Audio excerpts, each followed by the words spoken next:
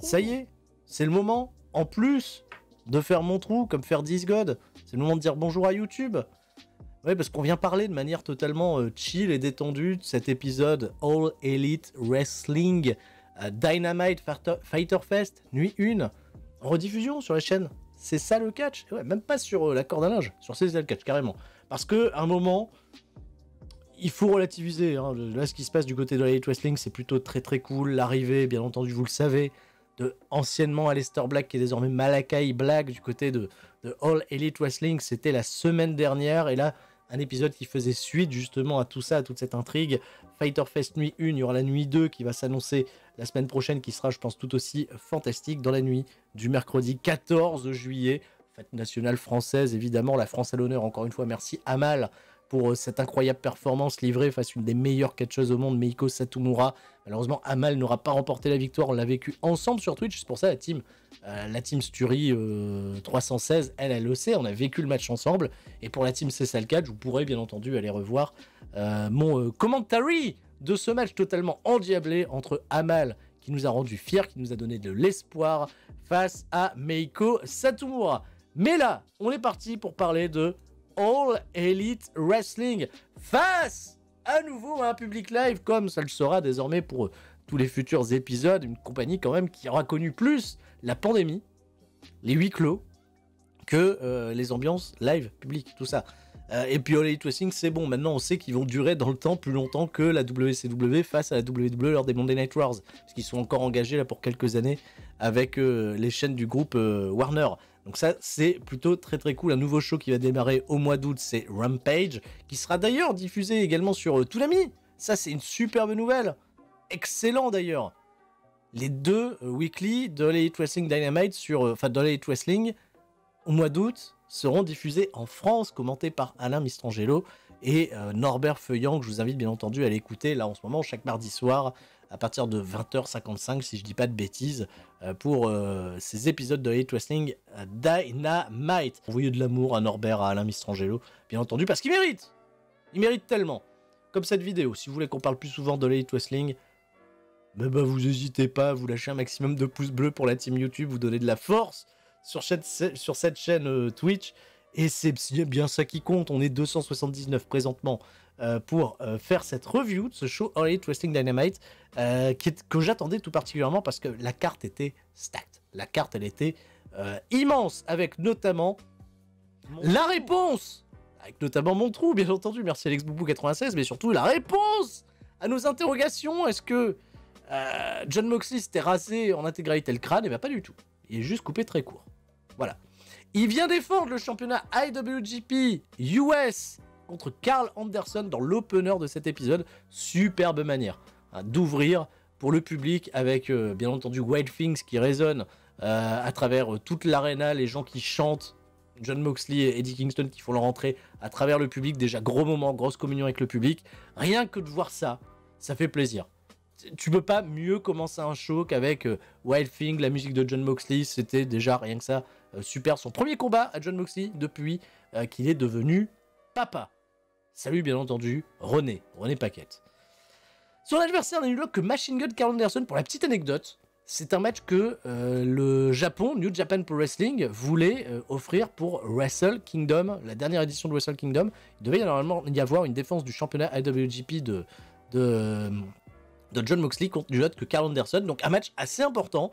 Et un Carl Anderson qui était même pressenti pour être celui qui allait prendre ce titre à Jon Moxley pour poursuivre un petit peu sa carrière au Japon. Il est d'ailleurs annoncé Carl Anderson de Tokyo Japan pour ce match. Ça aussi c'est plutôt cool. Un match que j'ai trouvé assez chouette, notamment dans sa construction, parce que dès le départ, il va y avoir une bagarre à l'extérieur du ring entre Eddie Kingston et Luke Gallows qui vont s'éclipser à travers le public, ils vont partir, voilà. Et de ce fait, ça va se dérouler à la loyale, à la régulière.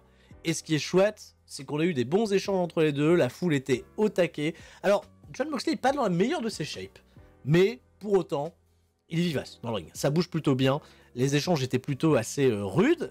On a douté pendant le match, Carl Anderson qui a réussi à porter son stun gun, mais Jon Moxley a eu l'intelligence de rouler à l'extérieur du ring pour éviter de se manger un tombé. Les assauts étaient plutôt cool, mais finalement Jon Moxley sera le plus fort, réussira son paradigm shift pour emporter la victoire, je crois, en à peu près 10 minutes. J'ai pas pris les temps de match, je vais aller chercher tout de suite les temps de match. Ah bon, 9 minutes 28, voilà, j'aurais pronostiqué 10 minutes. 9 minutes 28, un chouette opener en tout cas qui aura mis une sacrée ambiance, je trouve, sur le show. Derrière, on nous rappelle, bien entendu, la carte. J'adore All Elite Wrestling, c'est une formule, faut jamais la changer après le premier match. On a toujours l'intégralité de la carte, le programme pour le reste de la soirée. Dans le main event, on aura Darby Allin contre Ethan Page, non pas dans un casquette match, mais un coffin match, et c'est super cool d'avoir appelé ça un coffin match, parce que c'est tout simplement le finish également hein, de Darby Allin, le coffin drop, grosse histoire entre les deux mecs, et c'est assez cool de les voir propulser ainsi dans le main event. Sammy Guevara affrontera Wheeler Yuta. Alors je suis très surpris, j'ai été très surpris quant à l'annonce de ce match, parce que Wheeler Yuta, ils lui ont donné un petit peu de momentum lors des épisodes de Dark et de Dark Elevation, parce que c'est un catcheur qui vient, moi que j'ai connu, que j'ai découvert du côté de Ring of Honor, qui est surnommé un petit peu le mec qui décode les techniques de ses adversaires. Il est toujours là à essayer de les étudier un maximum pour pouvoir un petit peu anticiper au mieux les mouvements qu'ils vont faire. Et en plus, il est babyface parce qu'il est dans l'entourage, c'est un protégé de Orange Cassidy, de Chuck Taylor qui vont l'accompagner au ring. Mais Sammy Guevara, c'est en ce moment en passe de devenir un des top babyface de la promotion. Donc très curieux, je parlerai de ce match tout à l'heure. Matt Hardy contre Christian Cage. Alors là, il y a une histoire qui date depuis plus de 20 ans entre les deux hommes, et notamment la révolution de ces combats par équipe qui ont été emmenés à partir de 1999, les combats entre Edge et Christian, les Hardy Boys, avec une stat très très intéressante, un excellent clip de feud qui sera pas diffusé pour Dynamite, mais qui sera retrouvé sur la chaîne YouTube d'All Elite Wrestling, je sais plus comment ils s'appellent ça, les countdowns, les fameux trucs voilà, qui te hype les combats. Matt Hardy n'a jamais perdu contre Christian Cage en combat 1 contre 1. Et Christian Cage est pour l'instant invaincu chez All Elite Wrestling. Est-ce que le momentum va se stopper là pour Christian Cage?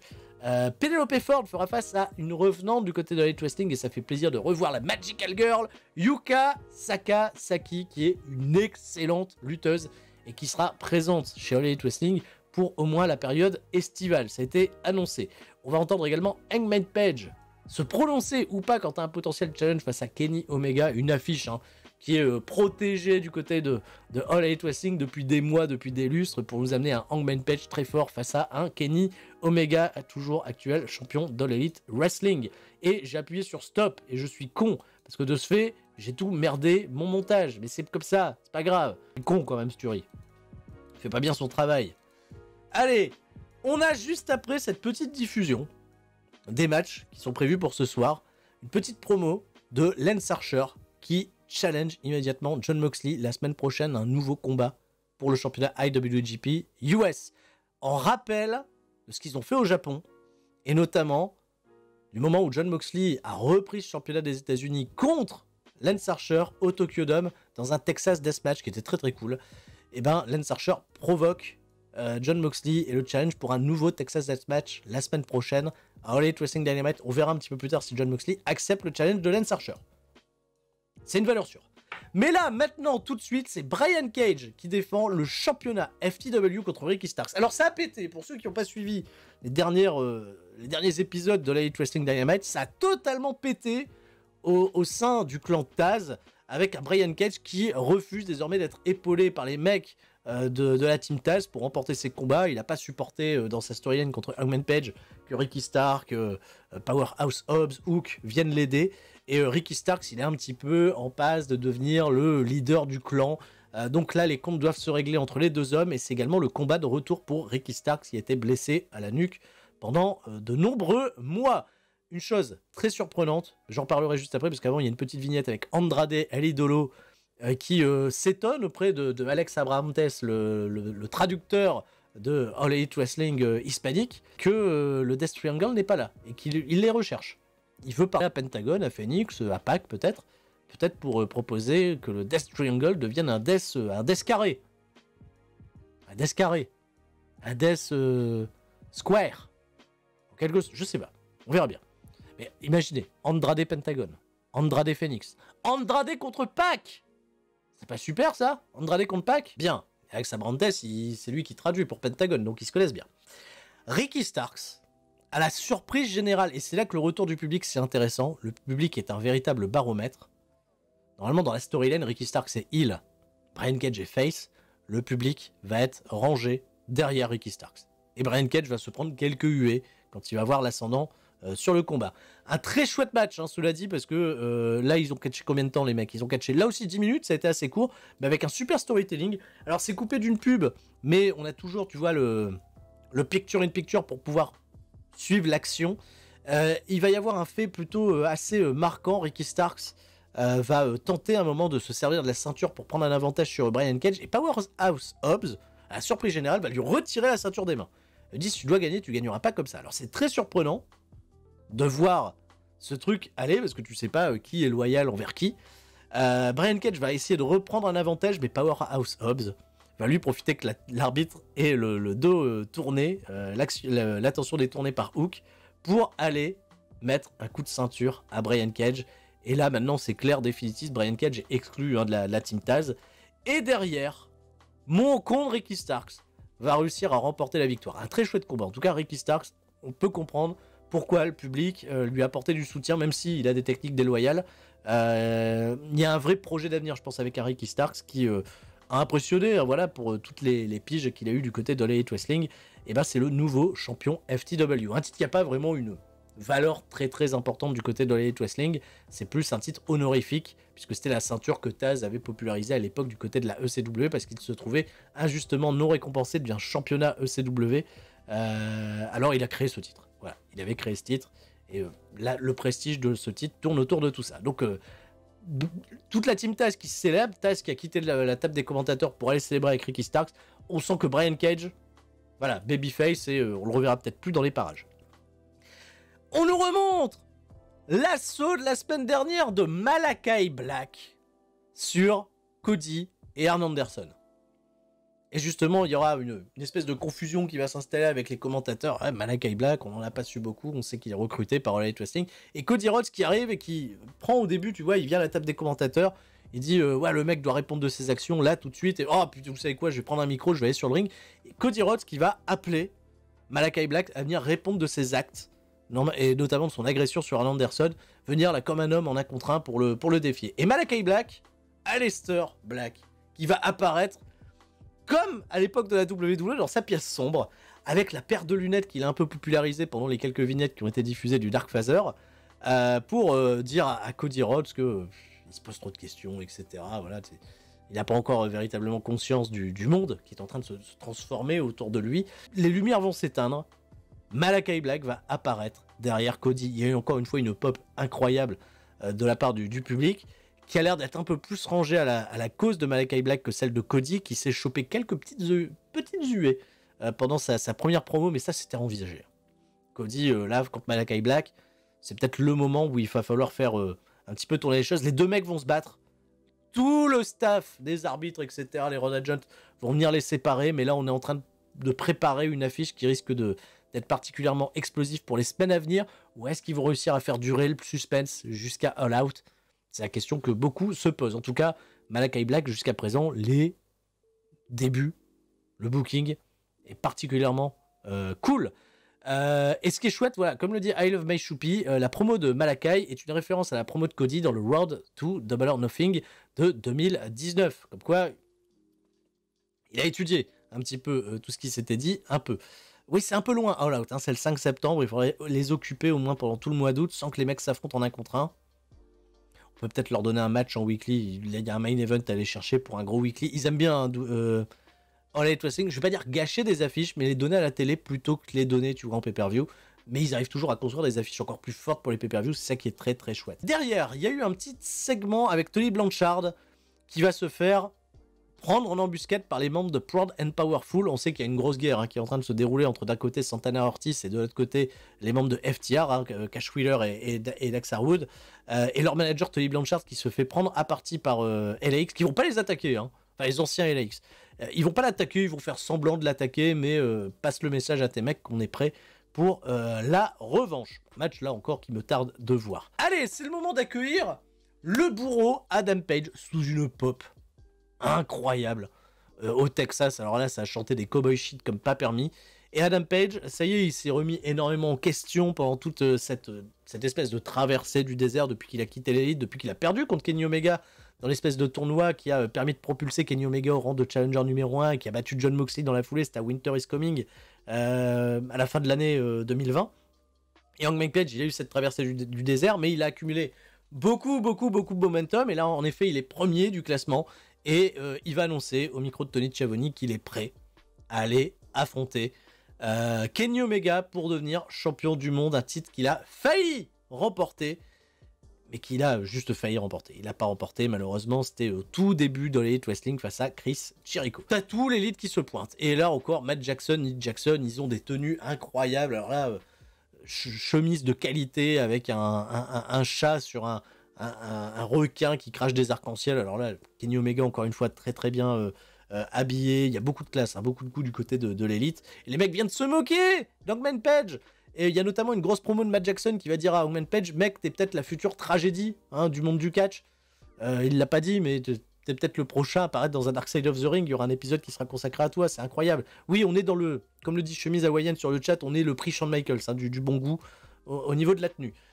Forcément, ça va partir un petit peu en embuscade de la part de l'élite sur Hangman Page. Et le Dark Order vient couvrir les arrières de Hangman Page. Parce que c'est un peu le Dark Order justement qui a poussé Hangman Page à prendre ses responsabilités et à aller faire face à Omega.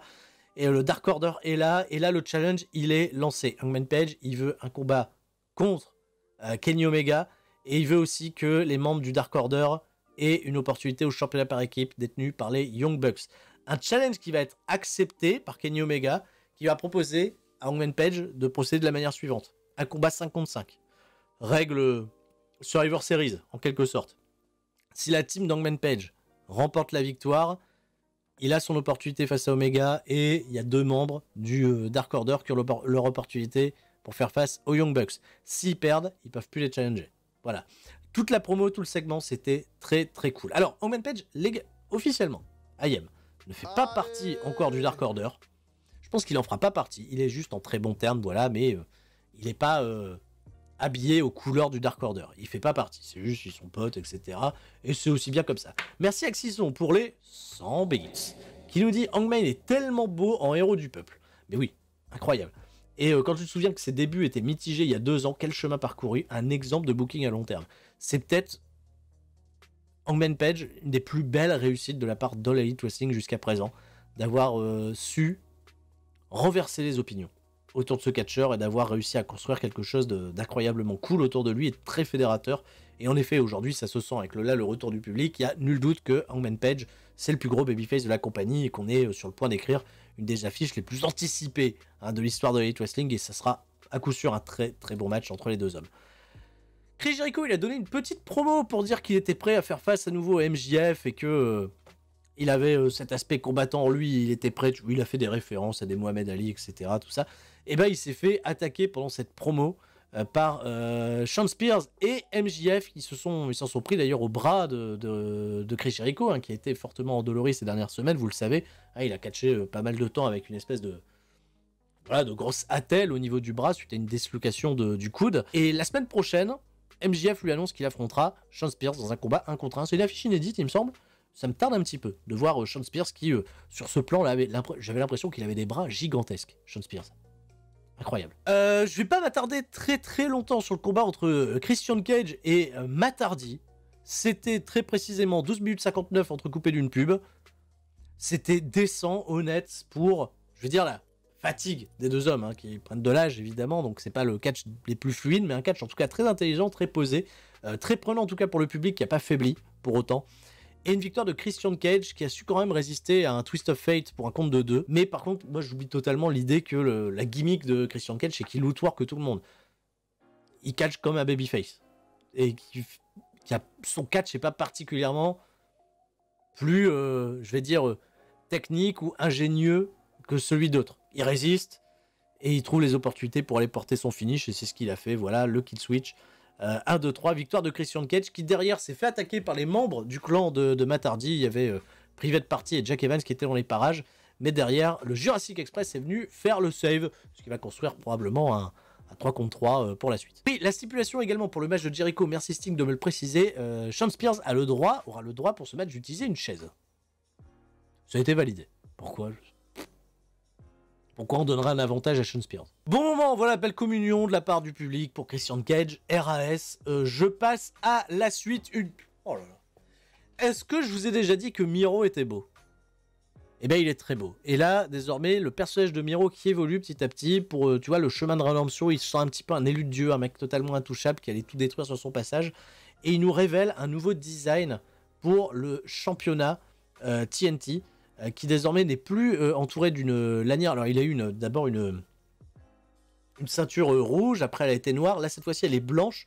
Le sigle du champion, tu vois, est entouré d'une banderole qui est désormais verte. En fait, c'est aux couleurs de la Bulgarie. Ils l'ont customisé à son image. Je trouve ça super cool.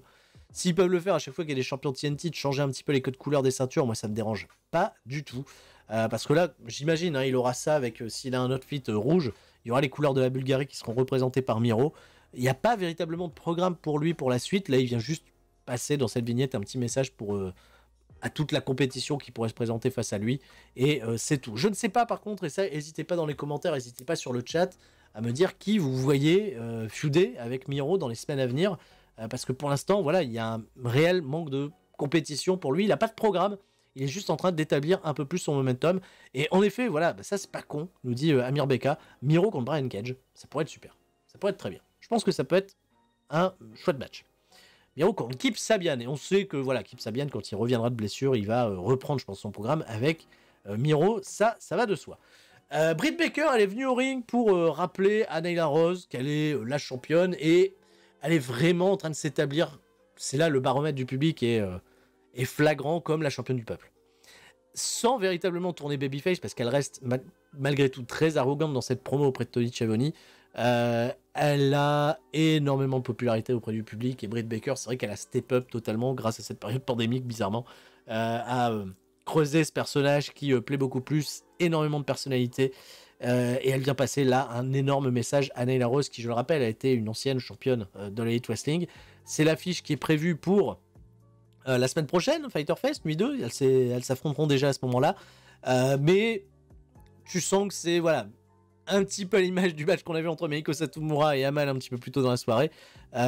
Juste une étape pour Britt Baker avant d'aller affronter ses prochaines challenges. J'aimerais bien que Yuka Sakazaki vienne affronter Britt Baker, mais surtout la tournez pas babyface. Voilà, là vous pouvez faire le match heel en gardant une Britt Baker, en ayant l'avantage un petit peu babyface, je vais dire, sur le truc.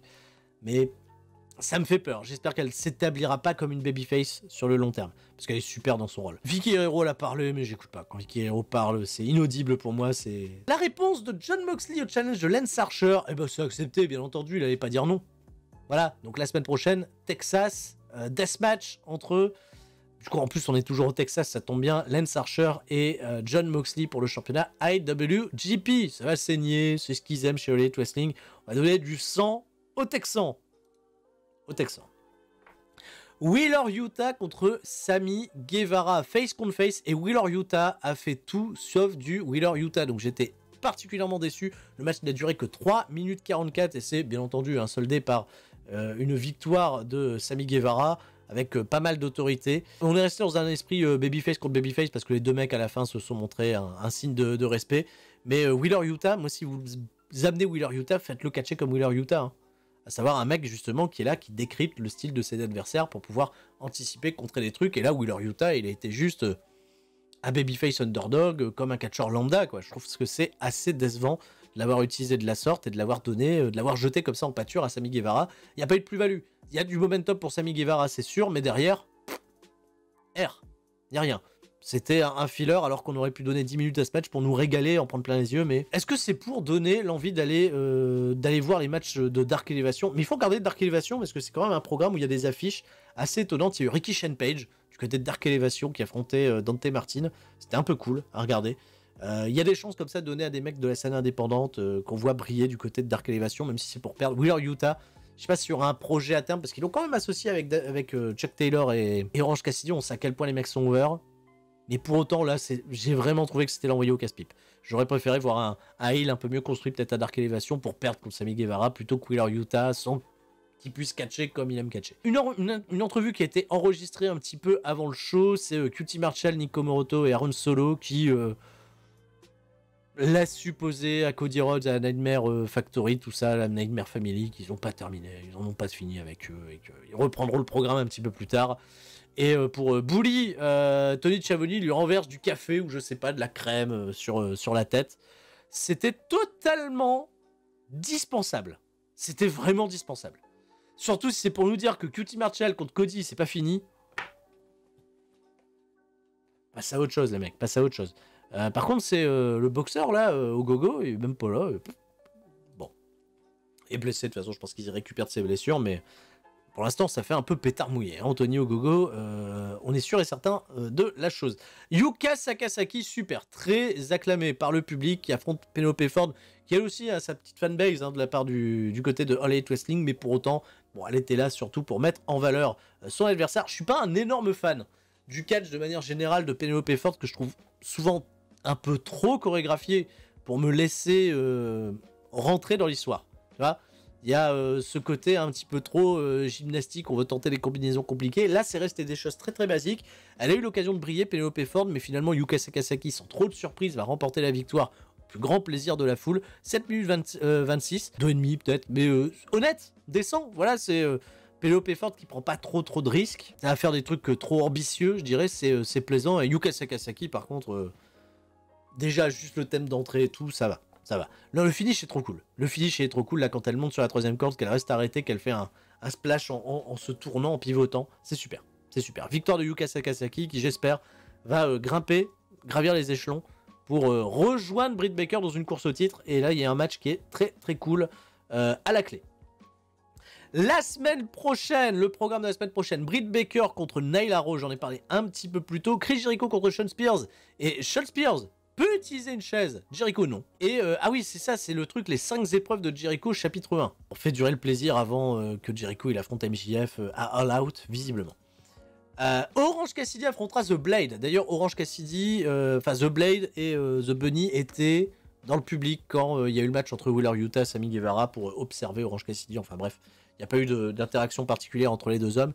The Blade contre Orange Cassidy, de toute façon c'est bien, les gens seront contents de voir catcher Orange Cassidy, qui reste ultra populaire hein, là avec le public, là on en est sûr. Orange Cassidy, c'est pas juste une blague pendant le confinement, il reste toujours aussi over auprès des gens. Alors The Butcher, je pense pas qu'il est blessé, alors je sais plus s'il est blessé ou quoi, mais il doit reprendre des tournées avec son groupe, parce que le mec, je vous rappelle, il est quand même guitariste ou bassiste, je sais plus, d'un groupe de rock assez populaire, dont j'ai oublié le nom, c'est très con. Mais qui était notamment le groupe qui jouait le thème, enfin le groupe dont fait partie The Butcher, son groupe faisait le thème dans le circuit indépendant, un des thèmes en tout cas de Tommy End. Faut le savoir. Voilà, c'est bien. Voilà, comme ça, hop, vous avez une petite anecdote ça peut toujours être bien. Ouais, Butcher, Tommy End sont des best bros. Voilà.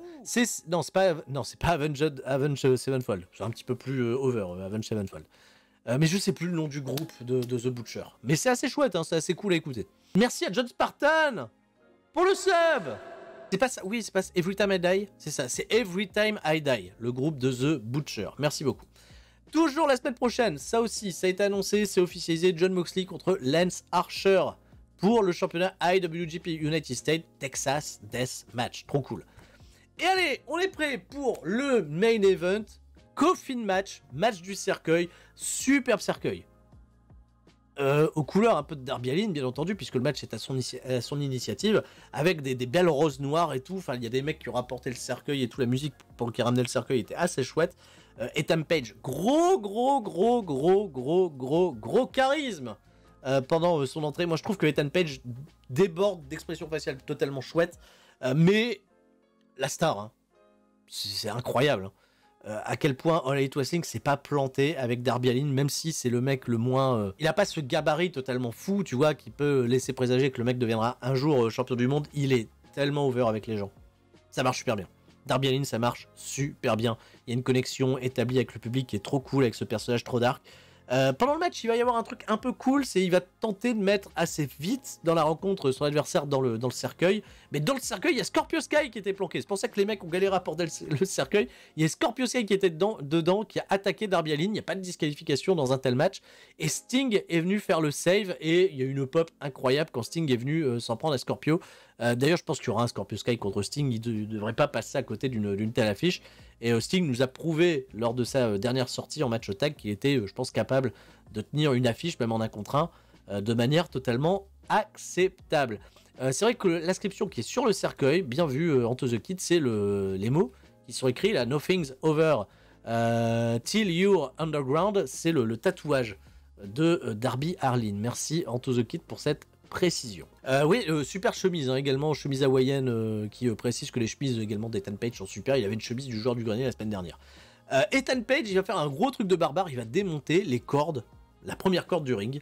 Il va se servir du crochet, hein, rien à voir avec le fils de Taz, il va se servir du crochet pour attacher le cou de Darby Allin. Alors Darby Allin catch toujours avec un collier et il va l'étrangler à l'aide du crochet et à l'aide du collier. C'était assez visuel, un peu cool, un peu novateur. Et il va se prendre un gros coup de crochet directement dans la bouche, là, Darby Allin qui va lâcher un petit peu le lest. C'était un peu cool, c'était visuel, puis c'est un peu nouveau de voir ce genre de truc là. Il y a un escalier, mon pote, qui a été ramené pendant la pub dans le ring. Les escaliers du côté de Elite Wrestling, ils ont l'air gigantesques par rapport à ceux de WWE. T'as l'impression que les trucs c'est des instruments de torture. Darby Allin il va se prendre un Razor's Edge depuis, il va être sur la 3ème corde, il va se faire contrer en Razor's Edge et balancé par Ethan Page directement sur cet escalier. C'était sick comme bump, c'était super. Il va réussir à remporter la victoire avec un coup de skateboard sur le... Depuis, il va faire son truc avec son skateboard là sur le dos de Ethan Page qui va tomber dans le cercueil, il va fermer le cercueil, il va remporter le match, mais derrière il va pas s'arrêter là, c'est pour ça que vous voyez cette image qui n'est pas forcément des plus représentatives de ce qui s'est passé dans l'après-match. Darby Allin va monter sur la 3ème corde et porter le coffin drop sur le cercueil dans lequel il y avait Ethan Page. C'était super visuel, c'était hyper bourrin comme spot, et il est tellement over auprès des gens. Voilà, et ainsi s'achève cet épisode de Elite Wrestling Dynamite Fighter Fest nuit 1, qui donne envie d'aller à la nuit 2 parce qu'on a eu des affiches très très cool. Le catch n'était pas, tu vois, il n'y a pas de match 4 étoiles, je dirais. On est sur une tendance avec du 2,5 à 3,5, peut-être à 3,3 pour le dernier si vous voulez être sympa, mais même je dirais pas jusqu'à 3,3, c'était assez court. Non, je dirais on est sur du 2,5 à 3,5 en termes de qualité de match pour l'intégralité de la carte. Et pour autant, avec cette ambiance, avec cette atmosphère, avec beaucoup de choses qui servent à établir les storylines à venir. Il n'y a que Sammy Guevara contre Wheeler Yuta. Je suis très déçu parce que j'ai trouvé que ça servait strictement à rien. C'est même pas bon pour présenter Wheeler Yuta auprès du grand public. Tout le reste était cool. Tout le reste était très fun et s'inscrit parfaitement dans cette démarche justement de Elite Wrestling de construire ses programmes sur du long terme et nous donner envie de regarder l'épisode de la semaine prochaine. Et n'hésitez pas à me faire vos retours hein, sur cet épisode de Dynamite si vous êtes plutôt enthousiaste. Et ils vont tellement bien fonctionner désormais, je pense, avec le public parce qu'il y a cette connexion qui est superbe. J'ai hâte en tout cas de voir la suite. Bravo Dynamite, bravo la team Twitch, bravo YouTube. On est enthousiaste. Trafalgar, il est enthousiaste. Les ratings ont tout dit. Je ne sais pas, j'ai pas vu du tout les ratings pour ce show. Je sais pas ce que ça a donné les ratings. Les ratings, et ben je les ai là, comme ça, hop, ça va me permettre d'enchaîner sur les ratings. Comme ça, les copains de YouTube, ils auront une version complète. Je les découvre en même temps que vous. Voilà, on découvre les ratings. Et ben, ils nous ont fait quoi? Ils nous ont fait un 1 million. Ils ont repassé la barre d'1 million de téléspectateurs. Incroyable. 1 million avec un 0,40 sur les 18-49. C'est super, c'est un très très bon score pour Elite Wrestling. Hein. 3e fois de l'année qui passe le million de téléspectateurs. Et je pense que l'effet Malakai Black de la semaine dernière, un peu surprise, a aidé justement à passer ce stade. Je pense qu'il y a eu 1 million de personnes qui étaient contentes. Hein, voilà, à l'issue de ce show. Super, super stat, hein. Super stat. Et comme le disent certains, oui, ça mériterait plus. Après, il faut être patient. Faut être patient. Là, pour l'instant, c'est 1 million. Ça va peut-être redescendre après à 900 000, peu importe. Mais c'est toujours hyper encourageant. Ils en parleront, ils feront une petite fête, ils vont sabrer le champagne. Mais quoi qu'il en soit, c'est 1 million de téléspectateurs que NXT, c'est un peu dommage qu'NXT ils fassent pas du million de téléspectateurs parce que ils sont très très solides aussi, je trouve, de leur côté, notamment avec ce retour de Samoa Joe, mais ça fait pas tout. Ça fait pas tout. Je pense que NXT a besoin d'être face à une foule beaucoup plus forte. Bien entendu que la NBA, ça fait des ratings incroyables. On est en pleine finale des playoffs. Les Bucks contre les Phoenix Suns, finale qu'on n'aurait pas pu envisager, je pense, au début de la saison. C'est quelque chose. Et bien écoutez, sur ce, faites un petit coucou à YouTube pour leur dire salut. C'était un plaisir de venir vous parler d'All Elite Wrestling Dynamite à nouveau sur la chaîne, même dans un format différent. Je pense que vous pourrez comprendre. Voilà, qu'au vu de l'actualité, je procède ainsi. Moi, ça me dérange pas de venir le jeudi soir, si vous voulez, chaque jeudi soir. Je peux essayer de m'organiser pour venir parler plus régulièrement d'All Elite Wrestling et de faire ces débriefs et de les rediffuser sur la chaîne CSL Catch en version chill. Voilà, c'est vrai, je suis plutôt cool, j'ai pas de montage, tout ça, mais ça me fait plaisir en tout cas de partager ma passion pour le bon catch, le retour du public et l'engouement justement que provoque All Elite Wrestling par ceux qui le font. Quand ça sera pourri, je le dirai aussi. All Elite Wrestling reste fort, tout le monde reste fort. C'était Sturi. Ciao YouTube. Et Twitch, bah vous le savez comment ça se passe. Je prends une petite pause, je bois un coup de flotte, et puis je viens débriefer avec vous. Voilà. C'est pour ça, YouTube, venez sur Twitch. On est bien. On a des cookies. Comme ils disent sur Internet.